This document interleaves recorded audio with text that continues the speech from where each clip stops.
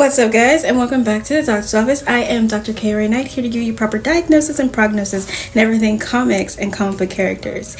So, today we are talking about the very first issue of Storm. Oh my. First of all, I just would like to say that the art for this is absolutely phenomenal. There is nothing in art compared to this right now. The hair, the outfits, the everything. Her teaming up with Frenzy, that whole situation out where she is taking care of like people that, listen, they have a girl looking absolutely phenomenal, worthy of a goddess. The artwork is too fucking clean. Okay, now as for the story, Storm, as we all know, has been part of the X-Men, something that she has acknowledged, as well as being invited to be part of the Avengers. That last thing just happened. So she has like this whole sanctuary thing going on, and as you can see, she's walking through it. There are a bunch of animals there. She is a nature goddess, okay? So of course she has to care about the animals, the plants, the things that happen on Earth, right? And so then we go to this holographic projector that she's got with all of her different old looks, and she's kind of just shifting through it in the most amazing closet that I have ever seen. If anybody is a fashion icon, it is definitely between Storm and Emma Frost. But Storm has had so many different iconic looks where Emma Frost has had different looks of her same look. And Storm is just phenomenal. Like, oh my god. Anyway, so it's kind of just giving like these descriptions of all of the things that she's been. Goddess of Thunder. She's been all of these things. An Avenger, an X-Men, Queen of Mars, you know what I'm saying? So it's going through like this little conversation that she's having, and she is actually supposed to be holding a press conference, and so we'll get to the press conference in a second. Prior to all of that, she actually went to I can't remember what country it is, but they were having like these disasters, and her and Frenzy decided to go help. And in like when they get to the little town that's there, there is nobody to be seen, and they're kind of curious as to why. Now, it does do a few things with her history, how she became an orphan, what happened to her parents, and that she used to also be a pickpocket. Usually, I would say those things don't actually need to be mentioned when you're having to talk about her, but that is what makes her who she is. So, of course, you have to bring up those things. So, her and Frenzy finding people who have been injured or under the rubble and everything like that. And the reason that there's nobody out in the streets where you can find them is because there are these huge ass shockwaves happening. And so she's using her powers to counter the shockwaves so that Frenzy can help people get from out under the rubble and get them out of there. And her and Frenzy's team up is actually very interesting. However, when Frenzy is uncovering two people in particular, it's a boy and his father. The father is from Orcus, or they are an Orcus supporter. And this kind of stumps Frenzy because Orcus quite literally slaughtered so many mutants and destroyed Krakoa. So she's having she's freezing up, but as Storm said, because of the goddess that Storm is, we save everybody. We cannot be like, oh, I'm gonna save your son but not you. We can't pick and choose who we save, unlike some people. We save everybody. So of course she's like, you know what, you're right, and she gets them out of there, and she's announcing when the shockwave is coming so that Storm is able to counter it correctly. And at some point during her countering one of these shockwaves, a branch hits her in the shoulder, and it gets stuck there, and there is an open wound there. Please remember that, as that is important. Now, the direction from which that came is also the direction in which the shockwaves are coming. So she tells Frenzy to handle this back here while she tries to go find the source of whatever it is that happens to be happening. So she goes, and there is this plant, and there are a bunch of people who are dead in it. And she actually is starting, there's radiation there as well, and she's starting to get sick. Like, she vomits then and there, radiation poisoning. And she's getting closer and closer and closer to the source of the radiation, which is making her sicker and sicker. Mind you, she also has an open wound. That is not good. So it is actually kind of getting into her bloodstream faster because she has an open wound in her shoulder.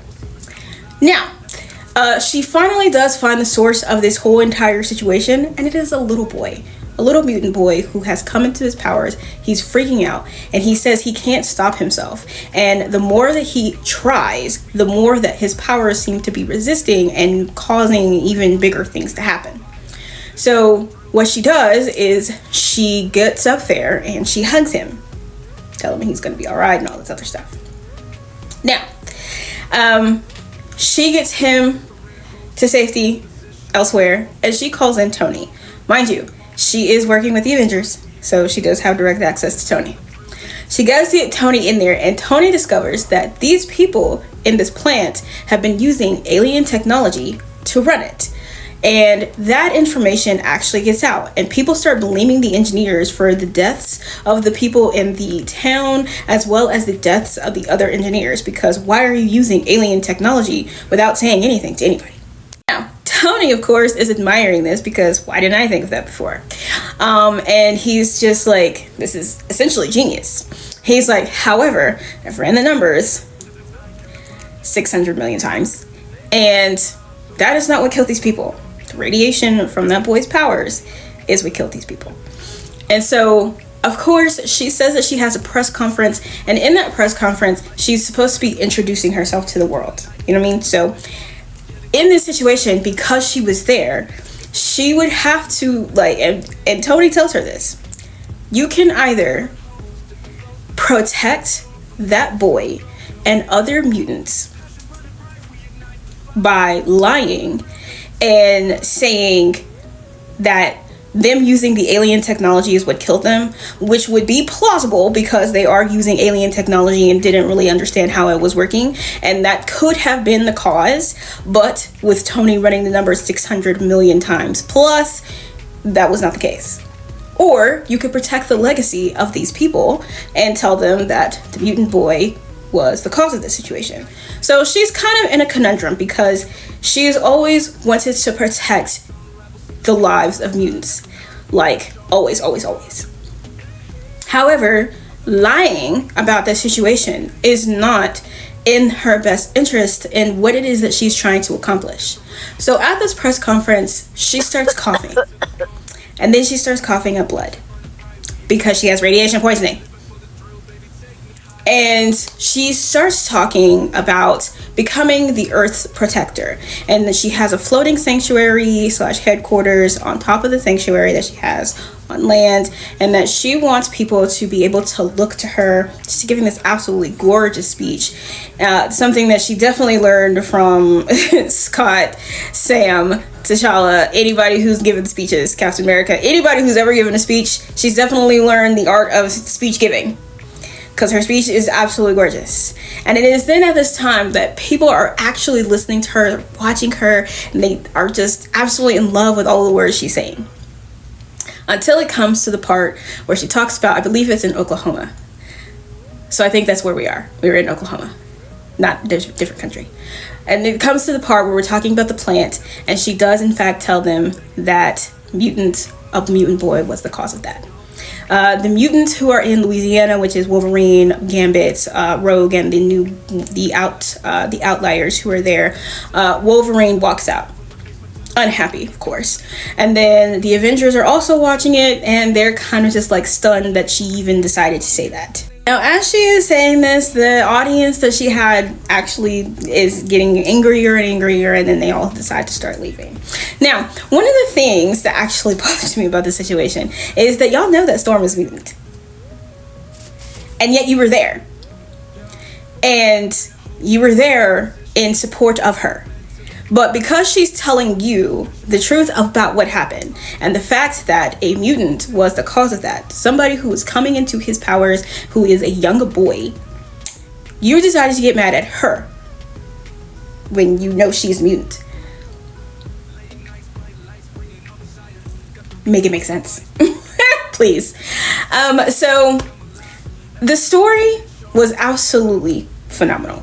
A really great introduction into her solo. As she says, she was part of the X-Men, and she looks forward to all of the things that she would be doing when she's helping the Avengers.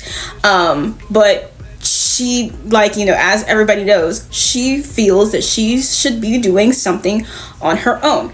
And because she is so connected to Earth, she should be the protector of Earth. It makes sense. I can't wait. They did make a joke at the end of the book, or at the start of the second issue, where the second issue has like a little tiny preview, like a little couple sentences, where it's like, oh, she has a few hours to live. Maybe we should have made this a miniseries. That's not funny. Don't do that. Do not scare me like that, please.